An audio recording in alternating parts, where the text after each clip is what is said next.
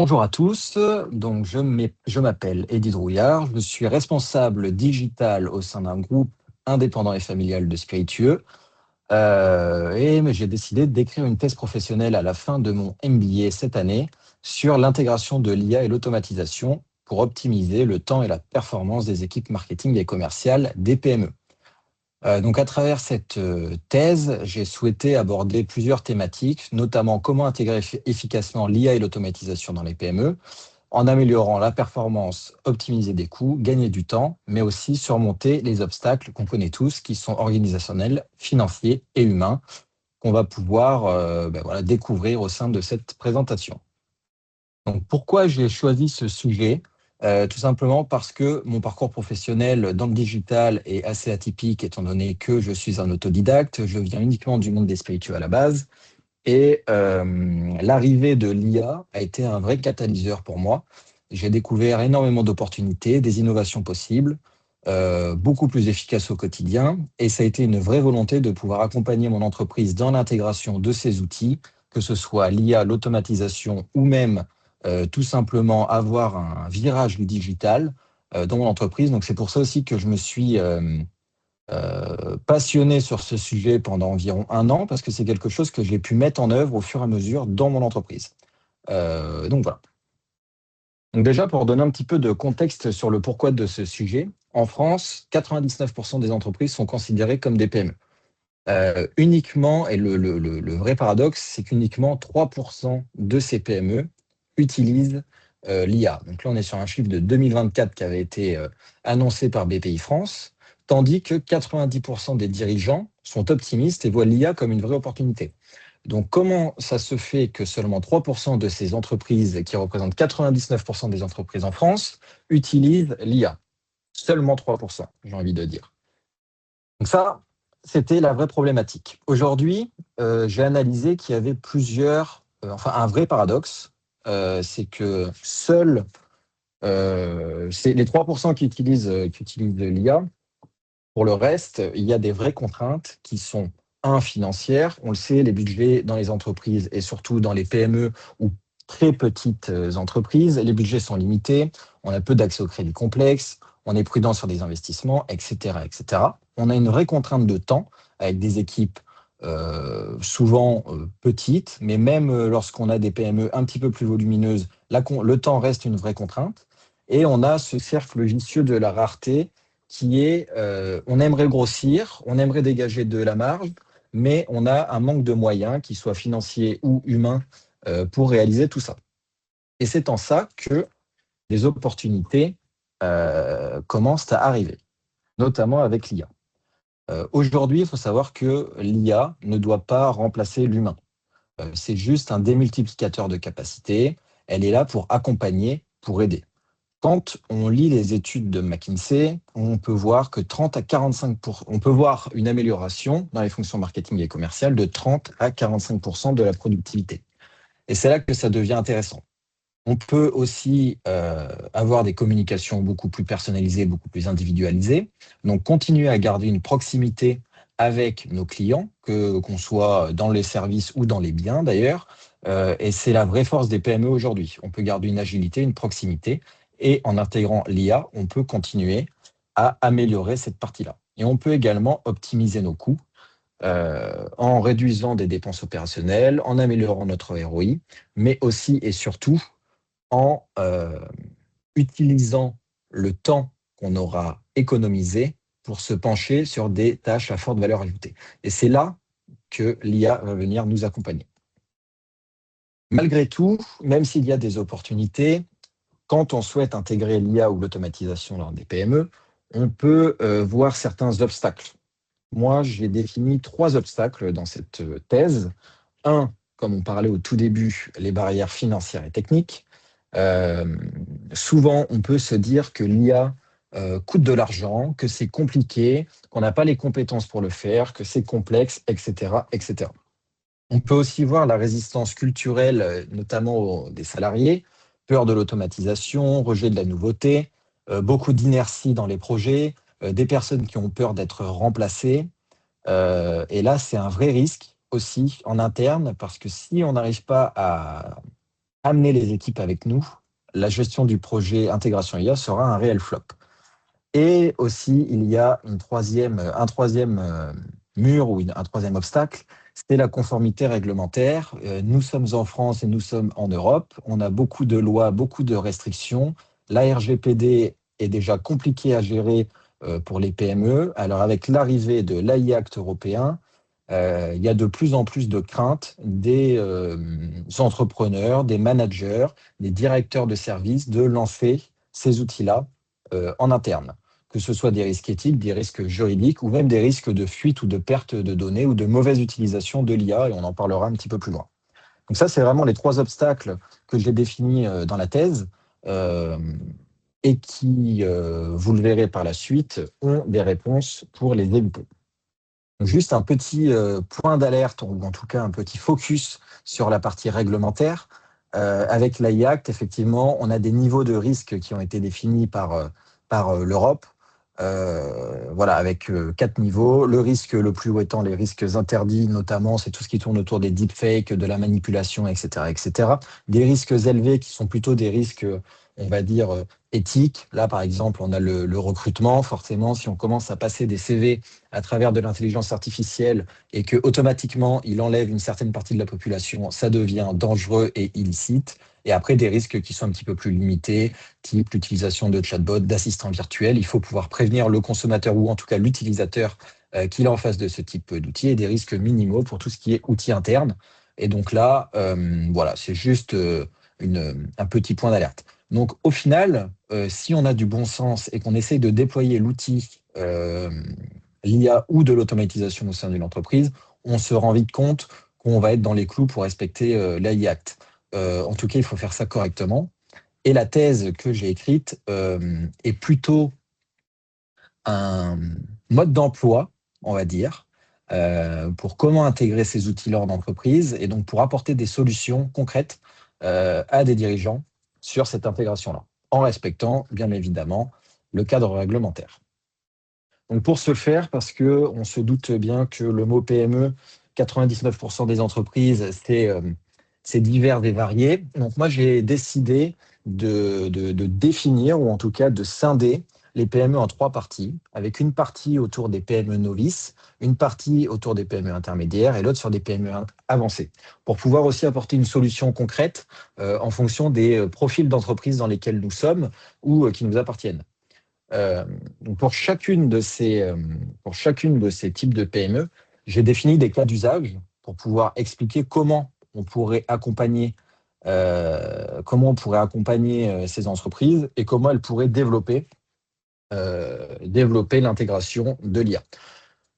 Donc, je vais commencer avec un cas d'usage pour les PME novices. Donc là, on va prendre vraiment des petites entreprises qui sont peu staffées, qui n'ont pas vraiment d'équipe technique, qui ne sont pas dans le monde du digital, parce que effectivement, les équipes dans le monde du digital, on est plus ou moins familiarisé avec l'ensemble de ces outils, et c'est donc un petit peu plus facile de se lancer et de découvrir ce que l'on peut faire avec l'IA ou l'automatisation. Mais quand on prend des petites entreprises, au final, qui représentent le cœur de ce qui se passe en France, c'est beaucoup plus compliqué. Déjà, une gestion de mail ou une gestion, on va dire, efficace des outils en interne, c'est déjà compliqué. Donc, venir commencer à rajouter des couches de technologie, voilà, ça peut faire peur.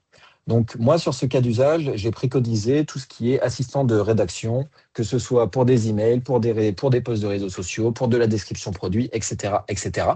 Et donc là, cette partie-là, c'est vraiment pour gagner du temps, encore une fois. On a les idées, on peut rédiger, faire de la relecture, éviter le syndrome de la page blanche et gagner du temps très, très rapidement.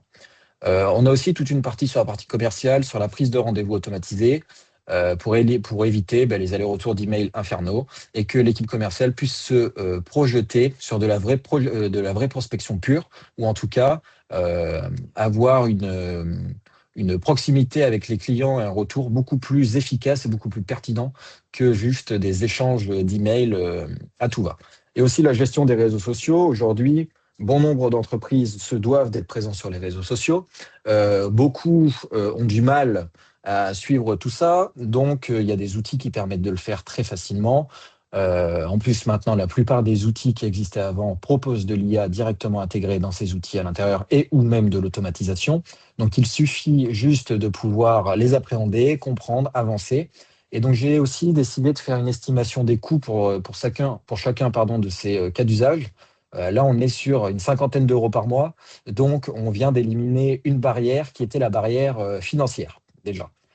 Donc, on peut se rendre compte que se lancer dans l'automatisation ou dans l'IA, d'un point de vue coût à la fin du mois, c'est pas ce qui va bloquer. Effectivement, j'ai pas encore répondu à la partie temps et à la partie équipe, mais ça, on va le voir plus tard. Le cas d'usage que j'ai choisi d'étudier pour les PME intermédiaires, donc là, on est déjà un petit peu staffé, on s'y connaît un petit peu dans le digital, il y a des choses qui se passent, on a un site internet, on peut commencer à générer du contenu SEO un petit peu plus pertinent que ce qu'on faisait avant, en gagnant du temps. Il y a beaucoup d'entreprises aujourd'hui, de PME, qui passent via des agences de contenu également. Bon, maintenant, ce que j'ai remarqué en questionnant et en discutant avec beaucoup de dirigeants ou directeurs de services, c'est qu'on ne demande plus de la rédaction aux agences SEO, on demande plutôt des feuilles d'angle, on demande du verbatim et après on vient se débrouiller avec les propres outils. Et ce qui est aussi pertinent pour une équipe parce que on va pas payer à tout va et on va pouvoir aussi suivre ce qu'on a envie de raconter là-dedans. Et pour la partie commerciale, ben, c'est vraiment le traitement des leads avec une qualification automatique, du routage, de la notification, etc., etc. Encore une fois, c'est pour gagner du temps pour toutes les équipes.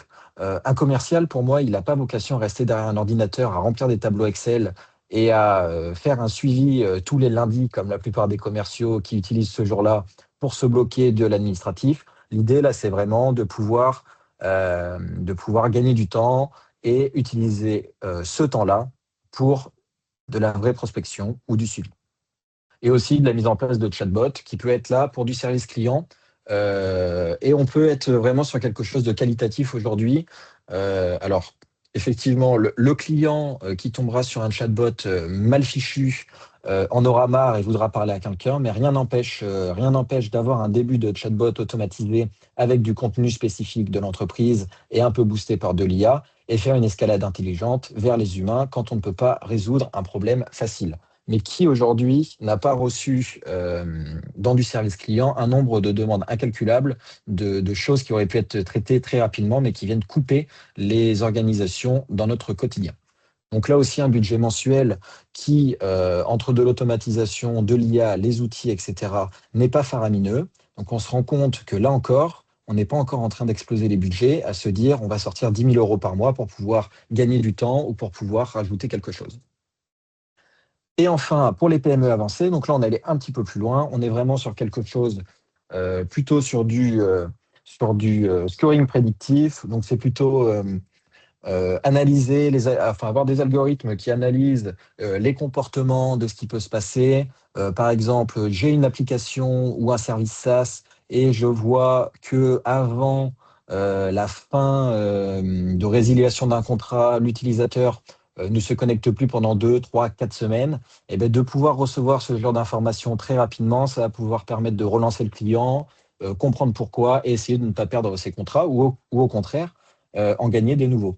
Voilà. La même chose pour de l'organisation d'une canal, via des CDP, via de l'automatisation, on va pouvoir mettre des choses en place pour avoir un parcours client beaucoup plus personnalisé et pouvoir aller sur les différents touchpoints que nous propose le digital aujourd'hui, en plus du physique. Et on peut aussi, en interne, créer des GPTs pour avoir des assistants personnalisés, pour essayer de gagner du temps, mais on peut avoir ça également sur de l'onboarding, on peut avoir ça dans des services pour cadrer aussi le discours, cadrer le contenu. Et voilà, moi je vois que dans mon entreprise, j'en ai mis plusieurs en place, notamment pour les RH avec un GPT's onboarding de recrutement. Bon, bah, le gain de temps quand un salarié sait où aller chercher l'information pour aller plus vite, on voit que ça évite les dérangements, on gagne du temps et encore une fois, c'est de la souplesse. Et là aussi, on est sur des budgets mensuels qui sont détaillés bien évidemment dans ma thèse, mais qui sont tout à fait abordables. Donc, j'ai aussi décidé, comme je vous le disais, de mettre en place plutôt une méthode ou un mode d'emploi. Donc, j'ai mis un plan d'implémentation en 6 étapes dans cette thèse, qui bien évidemment est variable en fonction de la typologie de l'entreprise. Là, on est sur un plan qu'on peut sortir en 3 mois, avec 6 différentes phases. Une première phase qui est très importante, mais que je vais redétailler un petit peu plus tard, qui est un audit et une acculturation à l'IA. Le premier point, ce qu'il faut éviter, c'est pas de se dire j'ai vu que l'IA ça fonctionnait en ce moment, je vais lancer de l'IA pour faire de l'IA. Voilà, faut faire un vrai audit, faut analyser qu'est-ce qui nous prend du temps dans mon quotidien, qu'est-ce qui peut être remplacé, qu'est-ce qui peut être automatisé et comment je peux être accompagné. Et c'est uniquement à ce moment-là qu'on va pouvoir commencer à avancer vers la prochaine étape qui est de mettre une stratégie, une feuille de route en place en choisissant un projet pilote et en définissant les objectifs. Pourquoi choisir un projet pilote? Ce qu'on pourrait se dire, et j'en reparlerai très rapidement tout à l'heure, c'est, je connais beaucoup de dirigeants qui vont vouloir faire tout d'un coup, tout en même temps. Voilà, on se lance dans l'IA, on va tout changer et c'est parti. Bon, si on fait comme ça, on a vite fait de se louper et d'en dégoûter le dirigeant qui n'aura pas réussi à mettre en place les éléments et les utilisateurs qui n'y reviendront plus tard. Donc là, c'est un vrai choix à faire parce que c'est aussi ça qui va driver la suite des projets dans une entreprise. En troisième point, on a le choix des outils et du budget. Il faut bien évidemment sélectionner les bons outils en fonction des besoins, mais ça, on en revient à l'étape 1. C'est pour ça que cet audit, il est vraiment, vraiment important. Bien évidemment, une fois qu'on a choisi tout ça, on va avoir un déploiement du projet pilote, on va pouvoir mettre ensemble tout ça, commencer à corriger au fur et à mesure. Le point numéro 5, ça va être une mesure du ROI. Mesurer l'impact. Et donc là, dans le ROI, je ne parle pas seulement d'investissement financier, mais également en termes de temps. Et en point numéro 6, la consolidation et l'expansion, c'est-à-dire on voit ce qui s'est passé, on fait un état des lieux et on passe au projet suivant pour pouvoir continuer à avancer. Voilà. Donc, je vais reprendre très rapidement juste sur la partie audit parce que c'est vraiment important. Euh, Comment on va faire pour auditer les projets qu'on souhaite mettre en place? Déjà, voir les processus qu'il y a dans les entreprises, voir les tâches répétitives qu'on peut voir tout ce qui est chronophage à travers des ateliers. On va pouvoir aussi faire une cartographie des compétences de chacun, parce que on sait tous qu'il va y avoir des réfractaires à l'IA, mais on sait qu'il va y avoir des personnes qui sont très intéressées ou qui vont être porteurs de ces projets-là, et c'est sur ces personnes-là qu'il faut s'appuyer, avoir des key users par service pour pouvoir intégrer tout ça. Un vrai audit des données, parce que aujourd'hui, dans les entreprises, à part dans des systèmes documentaires vraiment bien faits, pardon, les données sont un petit peu partout. On a de la donnée qui date, on a des données fausses, on a des données erronées. Tout le monde a des bribes d'Excel un petit peu dans son coin qui modifient à droite à gauche. Donc là, il faut un vrai audit des données pour pouvoir avoir des choses fiables pour pouvoir faire tourner l'outil. Parce que, encore une fois, si on donne de la mauvaise donnée à nos outils, ce qu'il en sortira, ça ne sera pas bon. Et bien évidemment, des sessions d'acculturation en commençant petit. Je sais que, par exemple, j'ai mis en place des formations d'IA dans mon entreprise. Et la première chose que j'ai fait, je ne suis pas parti dans le professionnel de suite et sur ce qu'on peut faire. J'ai commencé à les intéresser sur des choses qu'on peut faire dans notre vie privée pour qu'ils comprennent l'utilité, qu'ils commencent à avancer, qu'ils aient un petit peu d'intérêt pour tout ça. Et ensuite, enchaîner sur les tâches par tâche, comment on peut faire pour t'accompagner. Le choix du projet pilote, comme je parlais tout à l'heure, est vraiment très, très important. Le premier projet pour moi et que je conseille à mettre en place, c'est pas le plus impactant, c'est pas le plus simple, mais c'est celui qui est le plus faisable et qui va montrer aussi un retour sur investissement assez rapide. Il faut pouvoir prouver la valeur dès le début de ce projet pour pouvoir accompagner et utiliser tout ça. J'accélère un petit peu. La gouvernance des données, j'en ai déjà parlé, mais effectivement, c'est très, très important. Et le ROI dont je parlais tout à l'heure, on a plusieurs coûts à considérer et plusieurs gains à mesurer. Encore une fois, j'insiste sur le point parce que c'est vraiment une discussion que j'ai eu avec pas mal de dirigeants d'entreprise. Les gains à mesurer, aujourd'hui, on parle beaucoup financier, mais moi, à travers cette thèse, ce que j'ai voulu montrer, c'est que l'intérêt de l'intelligence artificielle et de l'automatisation, c'est de gagner du temps. Et le temps, c'est la seule ressource qu'on ne peut pas acheter dans le monde. Okay. Donc, c'est vraiment à travers ces outils-là qu'on va débloquer du temps pour que nos entreprises et nos salariés puissent passer ce temps-là sur des tâches à forte valeur ajoutée. Et différents KPI à suivre à la suite de tout ça. Donc, la productivité, bien évidemment, la performance business en fonction des,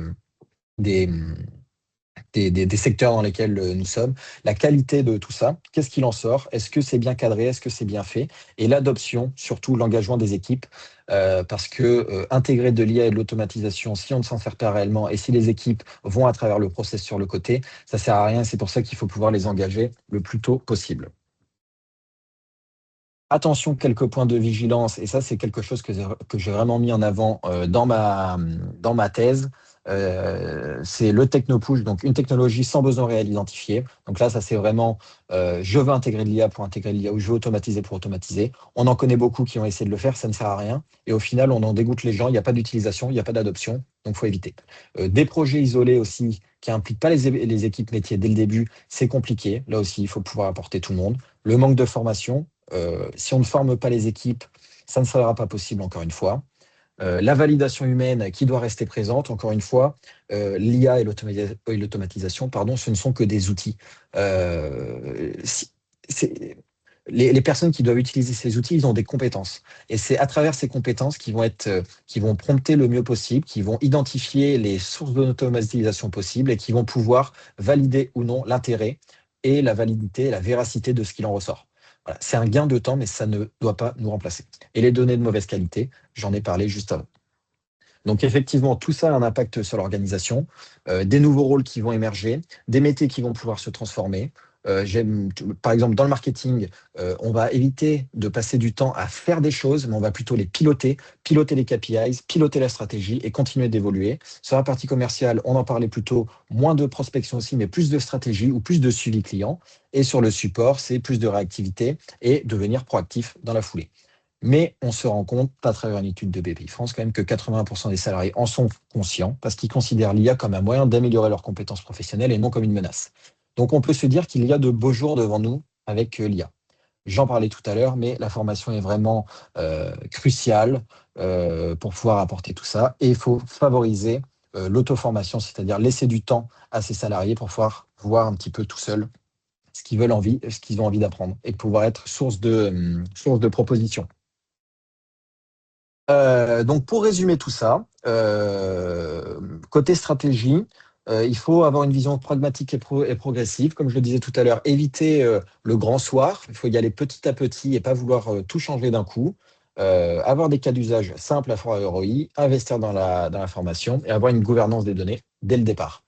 Pour les recommandations opérationnelles, moi, j'ai travaillé ce plan en 6 étapes qui permet de pouvoir implémenter tout ça, toujours valider d'un point de vue humain, mesurer, communiquer et assurer la conformité. Pour conclure, voilà, à travers cette thèse, j'ai voulu démontrer que l'IA, ce n'est pas que pour les grandes entreprises et que la réelle question, ce n'est pas quand est-ce qu'on doit s'y mettre, parce que ça, c'est déjà... enfin voilà, il faut y aller, il y a plus le choix, mais c'est comment le faire et comment le faire correctement. J'ai aussi travaillé un,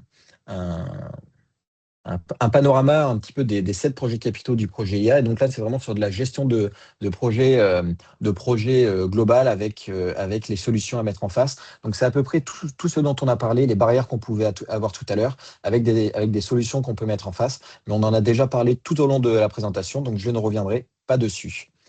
Donc voilà. Donc pour finir, aujourd'hui, ce qu'il faut retenir, c'est que l'IA est un vrai outil, l'automatisation sont des vrais outils. Si on se lance dans cette aventure, il y a moyen de faire des choses correctes et d'y avancer. 30 à 45% de gains de productivité d'après McKinsey, 100 à 200% de ROI potentiel. Et donc là, je parle seulement à travers du temps. Si je prends un exemple très concret, une personne dans l'équipe qui passait 20 heures à écrire du contenu, que ce soit pour les réseaux sociaux ou pour du blog, et qui arrive à le faire en 5 heures, on a déjà 200% de ROI en termes de temps. Et des projets qui doivent être mis en place en entreprise à travers des projets pilotes. Donc voilà, avec cette thèse, j'ai essayé de faire en sorte que n'importe qui, j'ai pas voulu parler aux experts, j'ai pas voulu voilà, me mettre dans un sujet beaucoup trop précis, mais de pouvoir parler à bon nombre de personnes et faire en sorte, en tout cas, que tout le monde comprenne que l'IA et l'automatisation est un super outil et que n'importe qui peut commencer s'il s'en donne les moyens.